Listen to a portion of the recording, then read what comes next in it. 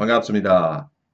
This is take two of this video because I did it a couple days ago and YouTube was sweating me for some reason on it. I think it was the shirt that I was wearing, so I'm trying to dress very nondescript this time around. But I saw this article on the Korean Observer about a topic that has probably been around forever and probably will be around forever. And basically, there's a club in Daegu who will not permit foreigner males entry uh, into their fine establishment. And that distinction is made. It's on the sign and everything, apparently. Uh, by the admission of the owner, he says it's okay if foreigner females come in because they just kind of do their own thing.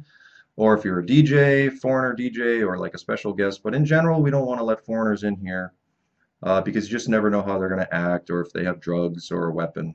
It's just what he's saying. Also, you can't get in this club if you're too old. So 20s, early 30s is this thing. Now, embedded in this article is this YouTube video, which is not really a video, but you can just hear the audio of these foreigners talking to probably the doorman or the owner. And the owner said, look, if you've got a nice car or if you've got nice stuff and money, they'll respect you inside. I don't mind letting you in here. So based on that, whether it's true or not, I don't know, but it sounds like it's one of those clubs where it's guys with clout, guys with cash, looking for a girl who is looking for a guy with cash and clout. So that's what it sounds like. And look, these types of places exist everywhere. It shouldn't be a new concept to you. Korea's not the only one that does it. I lived in New York City for 8 years, and if it is new to you, then you probably need to get out more because these types of things, clubs and social groups that divide by race, divide by political affiliation, divide by socioeconomic status, they exist everywhere, and there are so many of them out there. You just don't know. We just don't know about them. We don't know what we don't know, but they're out there, and we're just not invited. So this is another example of one, and it just reminded me of when I was younger and I was out clubbing and doing the crazy stuff 2, 3, 4 nights a week. I was in New York City. I had a bunch of Korean friends for the first time in my life, and because I grew up in New Hampshire. So I started to find out about these Korean clubs, and it's a very unique and different thing than, say, an American club. So I would tell my friends about them, and you know, the guys at the door would know me, and the bartenders would know me and stuff like that. So a friend of mine was on vacation. He said, hey, I want to come to one of these clubs. I want you to show me what these places are like. You keep talking about how funny and interesting they are. I'm like, yeah, come on up, we'll do it. So we go to these places.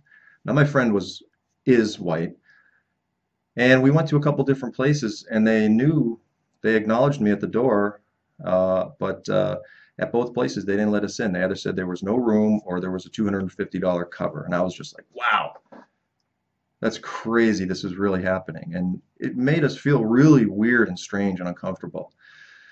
But as I've gotten older and as we get older, you look back, you reflect on things. And the thing about it is these places exist everywhere. And I look at a club like this and I'm like, hey, look, or the clubs in New York, and it's like, look, it is what it is. It doesn't leave a great taste in your mouth, but I'm sure the patrons of this establishment are looking at it like, look at as we're making plans, they're probably saying, we just want to go to a place where there's no threat of people coming in that don't really know the protocol in Korean culture. Or we just want to go to a place like, say the ladies are like, we want to go meet a husband and we want to make sure that they got some cash or that they're going to wine us and dine us and stuff like that. Whatever it might be, they chose this place and we want to make sure that there's no foreigners there. If they had an issue with the fact that there were no foreigners allowed, they probably wouldn't go there. They would be offended by it. But I'm sure on other occasions they go to places where it's a free-for-all, anything goes, you know, they want to mingle with foreigners and stuff like that. But at certain times you just don't want to. Kind of reminds me of like sometimes I hang out with my judo crowd, sometimes I hang out with the MMA crowd or Taekwondo crowd and stuff like that, and they don't usually cross up too much, but it doesn't mean I love one more than the other. It's just who I'm hanging with at that time, and they're very distinct circles. But it's one of the sad realities of life and the world in which we live. But anyway, let me know what you think. I know it can be offensive, it can hurt, and frustrate you and make you a little bit bitter and stuff like that. I'm sure this place wouldn't even let me in there with my, even with my big Korean face. Maybe if I started speaking English and with my raggedy clothes that YouTube rejects, they wouldn't let me in there. But maybe I'll go up there and check it out, see if they let me in there. Shake these guys down. Anyway, thanks for watching. Let me know what you think. Peace.